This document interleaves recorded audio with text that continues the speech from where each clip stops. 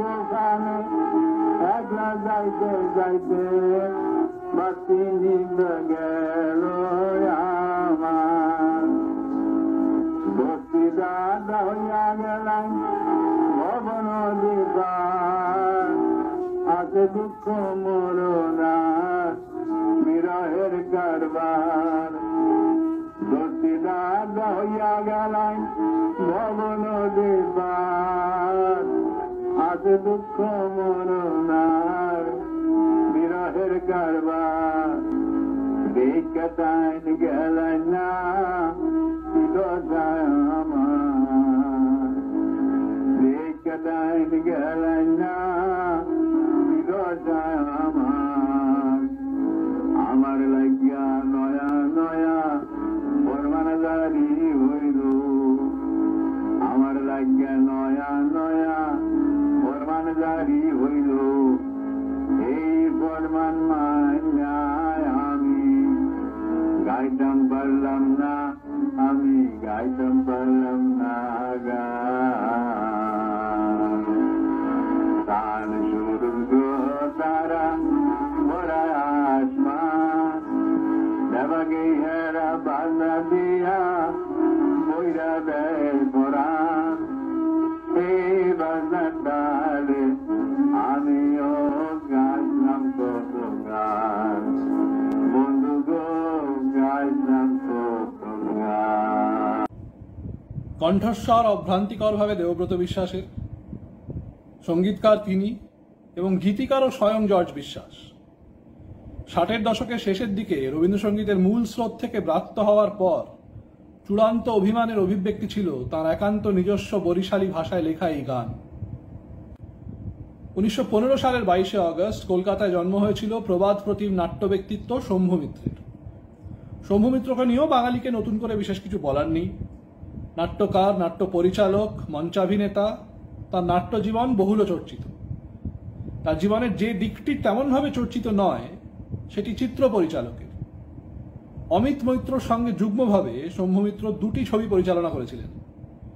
একটি সুপ্রিয়া দেবী পাহাড়ি সান্যাল ছবি বিশ্বাস অভিনীত শুভ বিবাহ, অপরটি রাজ কাপুর প্রযোজিত অভিনীত ক্রিস্টাল গ্লোব গ্রাঁ প্রি পুরস্কার প্রাপ্ত দ্বিভাষিক ছবি একদিন রাত্রে, যার হিন্দি সংস্করণটির নাম ছিল জাগতে রহো। এবার 23শে অগস্ট। 1852 সালের 23শে অগস্ট সাঁতরাগাছিতে জন্ম হয় এমন এক জনহিতৈষী কল্যাণব্রতীর যার কথা আমরা প্রায় ভুলেই গেছি। তিনি ডাক্তার রাধা গোবিন্দ কর। 1883 সালে ইংল্যান্ডের এডিনবারা বিশ্ববিদ্যালয় থেকে চিকিৎসা শাস্ত্রে স্নাতকোত্তর ডিগ্রি নিয়ে দেশে ফিরে ডাক্তার কর ব্রত নেন একটি মেডিকেল কলেজ ও হাসপাতাল গড়ে তোলার। বহু বাধা বিপত্তি পেরিয়ে আক্ষরিক অর্থে ভিক্ষা করে টাকা তুলে 1902 সালে প্রায় একক প্রচেষ্টায় ডাক্তার কর গড়ে তোলেন এশিয়া মহাদেশের প্রথম বেসরকারি মেডিকেল কলেজ ও হাসপাতাল। তখন ইংল্যান্ডেশ্বরের নামে, যার নাম ছিল Albert Victor institute of medicine. 1948 এসে প্রতিষ্ঠানটি তার নামে চিরকালের জন্য নামাঙ্কিত হয়ে যায়, শ্যামবাজার অঞ্চলের আরজি কর medical college and hospital. 1987 23 August মৃত্যু হয় আধুনিক বাংলা কবিতার অন্যতম দিকপাল কবি সমর সেনের।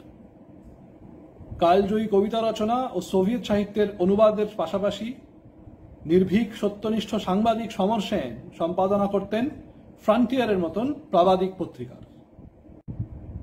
চলে আসবো 24 আগস্টে। 1690 খ্রিস্টাব্দের 24 আগস্ট সুতানুটির ঘাটে তৃতীয় এবং অন্তিমবার এসে ভেড়ে জব চার্নকের জাহাজ, এবং সেই দিনটি থেকে শুরু হয় শহর কলকাতার ইতিহাস। অবশ্যই তার আগে শেঠ, বসাক এবং সাবর্ণ রায়চৌধুরীদের জমিদারি ছিল সুতানুটি, গোবিন্দপুর ও কলিকাতার চারপাশের বিস্তীর্ণ অঞ্চল জুড়ে, কিন্তু আজকের এই কল্লোলিনী তিলোত্তমার সম্ভাবনা সেদিন ছিল না।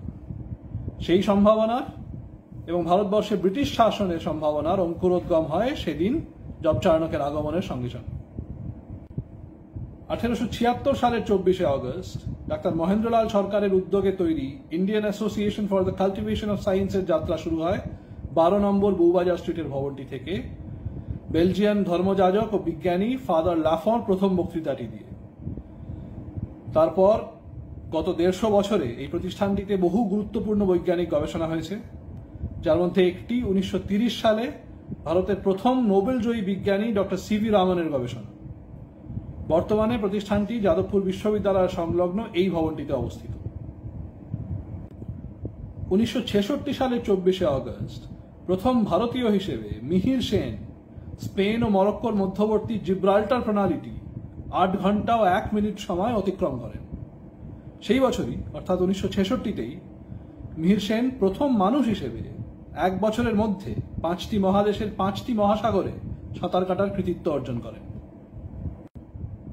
এরপর 25 আগস্ট 1923 সালের 25 আগস্ট কলকাতার এম্পায়ার থিয়েটারে প্রথম পেশাদারীভাবে অভিনীত হয় রবীন্দ্রনাথের নাটক বিসর্জন। রবীন্দ্রনাথ স্বয়ং সেই নাটকে জয়সিংহের ভূমিকায় অভিনয় করেন। 1962 25 আগস্ট বাংলাদেশের ময়মনসিংহ জেলায় জন্ম হয় লেখিকা কবি তসলিমা নাসরিনের। তার সাহসী লেখনী তাকে বারবার বিতর্কের কেন্দ্রবিন্দুতে নিয়ে এসেছে। ধর্মীয় মৌলবাদ ও পুরুষতন্ত্রের বিরুদ্ধে তার সোচ্চার প্রতিবাদ তার জীবনকে বারে বারে বিপন্ন করেছে, তবু তসলিমাকে থামানো যায়নি। শিল্প সাহিত্যের মূল্যায়ন ও গ্রহণযোগ্যতা বিচারের একমাত্র অধিকার সময়ের। কোনো মতবাদ, রাজনৈতিক সংগঠন বা রাষ্ট্রযন্ত্রের সে অধিকার কখনোই নেই। তসলিমা নাসরিন দীর্ঘজীবী হন। 2007 সালের 25 আগস্ট কলকাতায় মৃত্যু হয় কবি সাহিত্যিক তারাপদ রায়ের। 1936 সালে বাংলাদেশের টাঙ্গাইলে জন্মেছিলেন তারাপদ। শিবরামোত্তর বাংলা সাহিত্যে সঠিক পরিমাণে অম্লরস মেশানো হাসি তারাপদর মতন আর খুব বেশি কেউ পরিবেশন করতে পারেননি। আর কবি তারাপদর তো কথাই নেই। আজ সুযোগ পাওয়া গেছে, তাই আমার অত্যন্ত প্রিয় তারাপদ রায়ের একটি কবিতা বলে ফেলছি। আমার একটা মজার গল্প আছে। মজাটা এই যে গল্পটা নেই কাছে। জামার পকেটে গল্পটা ছিল গোঁজা, একদিন গেল ধোপার বাড়িতে সোজা। এখন দেখছি গল্পটা ফুটে আছে সিঁড়ির নিচেই কাগজ ফুলের গাছে। চলে আসবো 26 আগস্টে। 1910 খ্রিস্টাব্দের 26 আগস্ট বর্তমান উত্তর ম্যাসিডোনিয়ার রাজধানী স্কপিয়ে শহরে জন্মগ্রহণ করেন অ্যাগনেস গনহা বোয়াক্সিউ, যাকে আমরা চিনি মাদার টেরেসা বলে। 1929 সালে ভারতে আসেন মাদার টেরেসা এবং 1979 সালে পান শান্তির জন্য নোবেল পুরস্কার। তার জীবন বা অবদান নিয়ে কিছু বলতে যাওয়া বাতুলতা, তাই তার জীবন দর্শনের যা সারমর্ম, আসুন তার নিজের মুখেই তা শোনা যাক। Where does this love begin? In our own family, in our own home. How does it begin? By praying together. Family that prays together stays together. And if you stay together, you will love one another as God loves each one of you. 1920 সালের 26 August ঢাকার মুন্সিগঞ্জে জন্ম হয় সাম্যময় বন্দ্যোপাধ্যায়ের, যাকে আমরা সবাই চিনি অভিনেতা ভানু বন্দ্যোপাধ্যায় হিসেবে। ভানু বন্দ্যোপাধ্যায়ের অভিনয় জীবনের কথা সর্বজনবিদিত। তার জীবনের যে দিকটির কথা হয়তো সবার মনে নেই, সেটি তার রাজনৈতিক জীবন। ঢাকায় থাকাকালীন প্রাক স্বাধীনতা যুগে সাম্যময় বন্দ্যোপাধ্যায় ছিলেন ঢাকা অনুশীলন সমিতির একজন সক্রিয় সদস্য। স্কুলে পড়াকালীন দেশদ্রোহমূলক কাজকর্মের সঙ্গে লিপ্ত সন্দেহে ইংরেজ সরকার তাকে প্রায় 1 মাস নজরাধীন গৃহবন্দী করে রাখে। পরবর্তীকালেও তিনি রেভলিউশনারি সোশ্যালিস্ট পার্টির সঙ্গে যুক্ত ছিলেন এবং একসময় গঠন করেছিলেন ক্রান্তি শিল্পী সংঘ। 1934 সালের 26শে আগস্ট লখনৌতে মৃত্যু হয় অতুল প্রসাদ সেনের। পেশায় আইনজীবী অতুল প্রসাদ ছিলেন বাংলা গানে প্রথম ঠুংরি ও গজলের প্রবর্তক। রবীন্দ্রনাথের সমসাময়িক যে মুষ্টিমেয় কয়েকজন সুরকার গীতিকার বাংলা সঙ্গীত জগতে নিজেদের চিরকালীন প্রভাব রেখে গেছেন, অতুল প্রসাদ তাদের মধ্যে অন্যতম। 1955 26শে আগস্ট বাংলা চলচ্চিত্রের ইতিহাসে এক যুগান্তকারী দিন। এই দিন কলকাতার বীণা ও বসুশ্রী সিনেমা হল দুটিতে মুক্তি পায় সত্যজিৎ রায়ের প্রথম ছবি পথের পাঁচালী। বাকিটুকু ইতিহাস।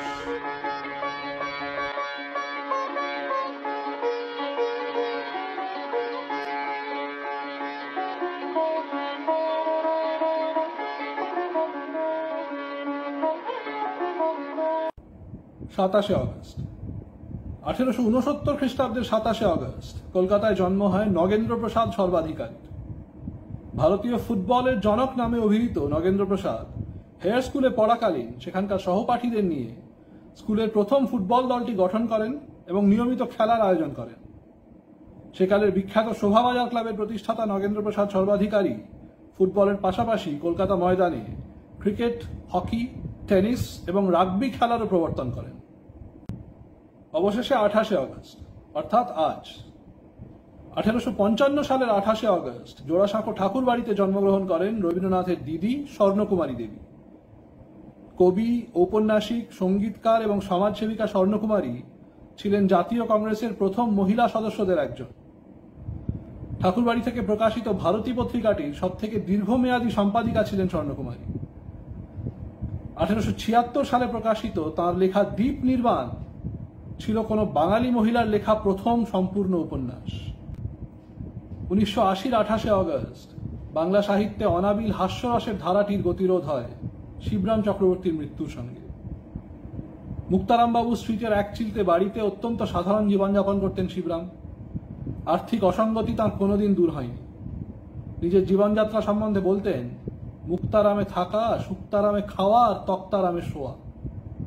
তার সম্বন্ধে বহু বিচিত্র গল্প প্রচলিত, তার মধ্যে একটি বলে আজকের সাপ্তাহিকই শেষ করব। তার সেই প্রবাদ গল্প বাড়িটি নাকি এতই অগোছালো ও নোংরা থাকতো যে শিবরাম বাড়ির দরজায়, মানে দরজার ভিতর দিকে একটি নোটিশ ঝুলিয়ে রাখতেন, যাতে লেখা থাকতো, দয়া করিয়া পা মুছিয়া বাইরে যাইবেন। সুস্থ থাকবেন, সঙ্গে থাকবেন। নমস্কার।